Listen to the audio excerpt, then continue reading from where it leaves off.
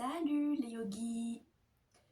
J'espère que vous allez bien, que vous passez un bon week-end. Aujourd'hui, je voulais vous parler d'une posture qui est assez exigeante en yoga vinyasa, parce qu'elle n'existe pas en yoga hatha. C'est la posture de la petite pompe du yogi, autrement dit le chaturanga. Donc, c'est cette posture-là, je vais vous la montrer.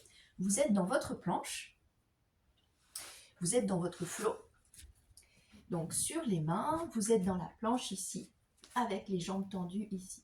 Et là, vous descendez dans votre chaturanga ou dans votre petite pompe du yogi.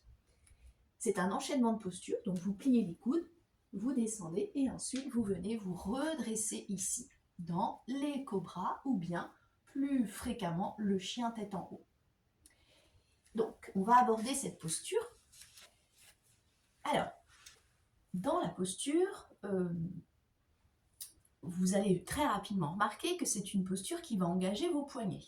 Donc, avant de pratiquer la posture, on vient les échauffer. On peut faire des petits cercles de poignets ici. Vous en faites 10 dans un sens. Quand vous avez fait vos 10 cercles dans un sens, vous tournez dans l'autre sens. Donc ça, c'est un premier échauffement possible. Ensuite, vous pouvez venir faire des petits flashs avec les doigts. Vous ouvrez vos mains comme ceci, 10 fois. Voilà, donc là, on vient chauffer les poignets. Ce que vous pouvez faire également, c'est venir chauffer les poignets en posture. C'est-à-dire, vous pouvez vous placer à quatre pattes sur le tapis et vous pouvez commencer à orienter les doigts vers les bords extérieurs des tapis.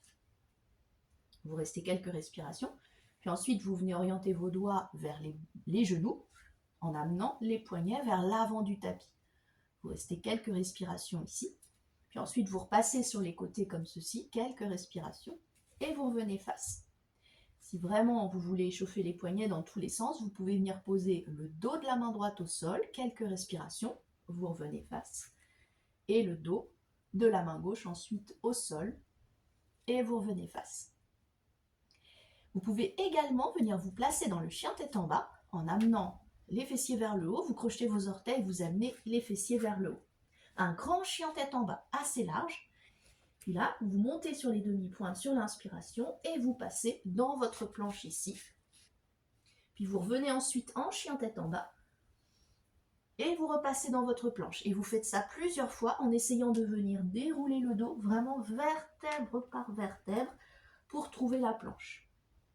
Donc ça va venir chauffer vos poignets. Donc ça, c'était pour l'échauffement. Maintenant, en ce qui concerne la posture, il y a plusieurs petites choses à savoir quand vous faites votre chaturanga. En admettant que vous descendiez parfaitement dans le chaturanga, il y a plusieurs choses à engager. Donc premièrement, c'est une posture de centre. Quand vous êtes dans votre planche ici et que vous allez descendre dans votre petite pompe, vous allez venir resserrer le ventre, le contracter pour venir protéger votre bas de dos. Deuxièmement, vous allez repousser le sol avec les mains de telle manière à avoir les épaules complètement arrondies. Vous serrez les cuisses ici et vous pensez à l'opposition entre vos talons qui tirent vers le mur arrière et le sommet du crâne qui tire vers le mur avant.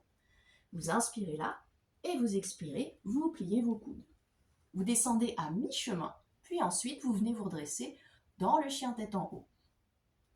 C'est important de savoir qu'il faut descendre à mi-chemin et pas descendre vraiment à 1 cm du sol, parce qu'après quand vous repressez sur vos mains pour vous redresser en chien tête en haut, c'est beaucoup plus difficile. Donc, vous descendez à mi-chemin et ensuite, tranquillement, vous venez vous redresser. Je répète, c'est une posture exigeante qui demande du temps. Et surtout, il faut bien engager toutes les parties que j'ai mentionnées précédemment.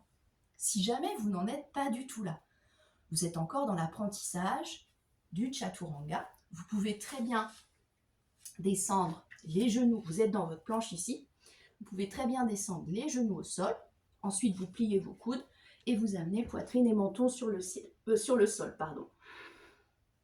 Ou bien, vous pouvez faire un demi-chaturanga. Vous êtes dans la planche, vous posez vos genoux et là vous descendez votre buste vers le bas, un demi-chaturanga d'une traite. Vous descendez et ensuite vous venez vous redresser. Donc ce sont des petites techniques qui peuvent vous permettre de venir apprivoiser cette posture qui est un petit peu difficile et qui est surtout exigeante au niveau des poignets. Au niveau des épaules également. Donc faites l'expérience chez vous. Vous pouvez très bien me laisser des petits commentaires pour me dire ce qui marche le mieux pour vous.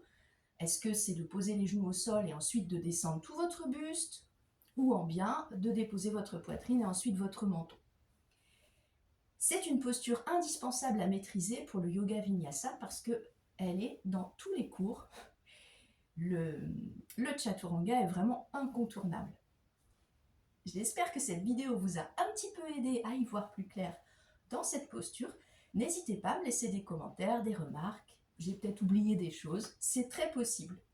À très vite pour d'autres vidéos techniques ou philosophiques ou énergétiques.